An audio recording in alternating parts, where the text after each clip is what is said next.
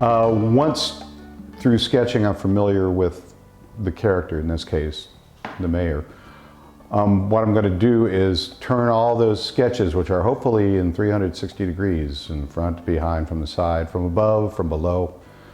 I'm going to use those sketches as a basis for the maquette model, which is a 2-foot model statue. It's constructed on an aluminum frame, aluminum hard wire for the actual standing figure, and then actual aluminum foil is going to define the muscular structure, the general build. On top of that aluminum frame, I'll be putting the first modeling clay itself. I use a French modeling clay. It's an oil-based clay. It's really easily manipulated, and you can get all sorts of features very quickly with it, so I can work fairly fast with it. What I'll put together is the actual standing figure. He'll be 2 feet tall, and he'll be in his complete form, as detailed as I can get him in that scale.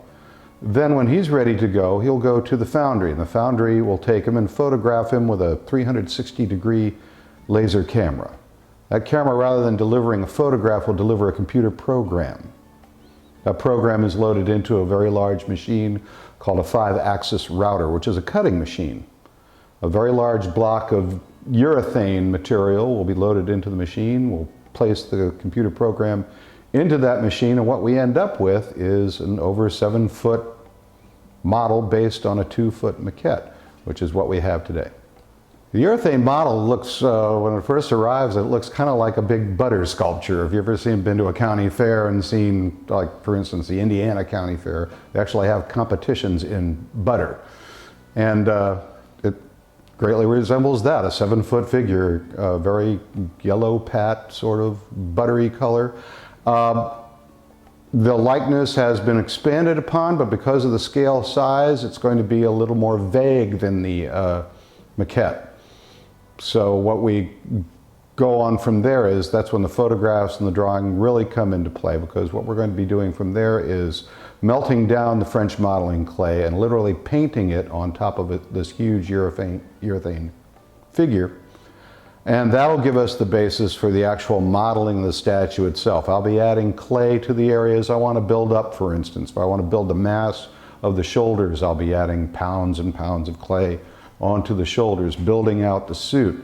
When I'm happy with the massing, that is to say the actual weight of the figure, then I'll start putting in the details.